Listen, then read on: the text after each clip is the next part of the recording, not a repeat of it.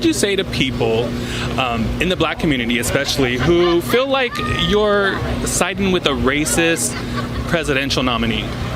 I would say that I also felt that way as well when I was a Democrat leftist, and once I did my research I realized that the left-wing media was lying to me. I'm a biracial woman, and it's just not true. Donald Trump is not a racist. He has never been a racist, and the rhetoric, the nasty rhetoric about him is just untrue, and I would never support a racist.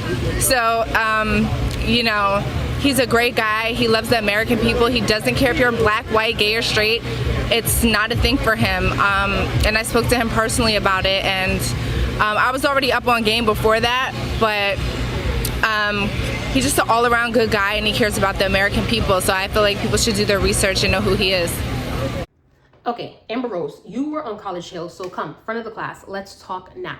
My thing about people who speak on politics and celebrities who speak on politics, and it's something that I myself had to learn as it relates to speaking on politics. When you speak on politics, if you don't feel qualified to speak on it, don't speak on it, because you never know who may or may not be listening. When you speak on politics, I do feel like in order to be qualified in my lens to speak on politics, you have to be someone that make a statement about politics, and then explain why, if that makes sense. So you said that Donald Trump isn't racist, right? And you said because you've done your research and you realized that he wasn't racist, so therefore he's not racist, and you're gonna be voting for him and you're gonna be fine with that. I feel like at the end of the day, because there's so many different things that people can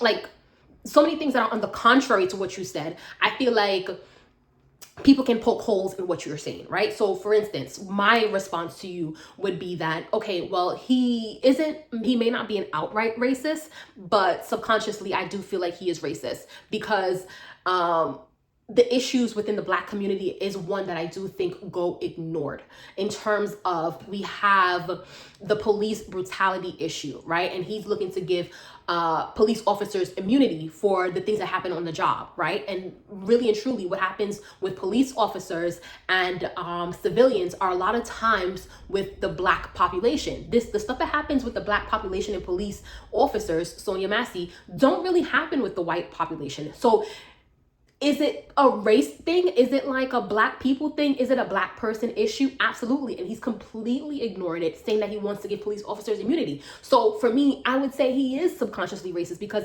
if police brutality was just police brutality for all races, if everyone was being treated this way by police officers and it was a white issue, they wouldn't have been granted immunity, is how I feel about that. And I do feel like for Trump, he hasn't really made a stance that, and I get it, he does kind of do these podcasts and he does sit with these Black voices and he does kind of try to counter, especially for this election, those racist comments. But when he was in office and when he was running the first time and when he was doing all these different things, he did kind of come off racist. And even if he isn't coming off racist to you, a lot of the people that does follow him, it is about race for them.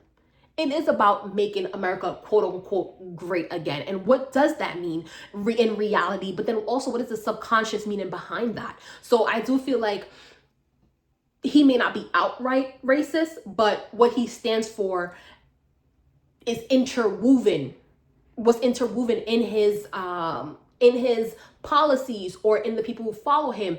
It is rooted in a little bit of a racism. And I'm not saying that I wouldn't vote for him because I think he's racist. I just wouldn't vote for him because of his policies. Granting immunity to police officers is something that would hurt my community and people from my community, so I wouldn't do that. Now, I'm not just going to drag Amber Rose for this. I'm going to drag everybody for this, because people who also want to vote for Kamala Harris because she's quote unquote Black, Indian, whatever she is today, I feel like let's vote for Kamala Harris because she has great plans for undoing the whole housing issue, the cost of living, the price gouging, all these different things that she wants to attack. Let's kind of vote for her because of her policies, right? So when somebody say, I'm voting for Kamala Harris, like, Same thing that applies to Amber Rose, where you're going to say the statement. I feel like explain why you're voting for Kamala Harris. Not because she's a black woman, not because you think she's black, not because she's Indian, but because there's something that she stands for that even though despite you may not agree with everything that she does, you can say that, hey, you know, I like her because of this. Like the LGBTQ community, they may say, oh, you know, I like her because she wants to help out the jail population with their organ changes or whatever. Like, you know what I mean? I hope y'all get what I'm throwing.